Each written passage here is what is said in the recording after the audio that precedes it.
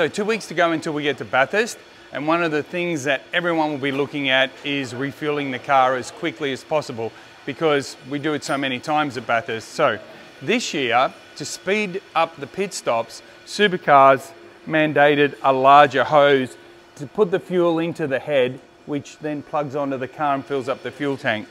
So in simple terms, it sped the pit stop up about 20 seconds, which is great. Cars sit in the pits for less time, but it's just a little bit too fast, we've discovered after Sandown, for the guys to have enough time for a driver change or to do the brakes in the car. It's a little bit too tight. And so what Supercars have done now is they've introduced a restrictor to go on the top of the tank.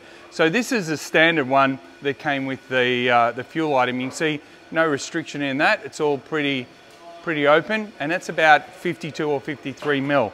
This is the one all the teams will be using now. So you can see it's got that little lip in there, and that will slow the fuel down. To what extent, we're just actually testing it now so we can run through it a number of times, as the boys are doing behind me, and check what sort of speed. So they run out of the rig into the tank, then they turn the pumps on and pump into the drum, and then they pump the BP out of the drum back into the rig, and they'll test this 3 or 4 times on each car until they work out how we get the fuel in the car as quickly as we possibly can.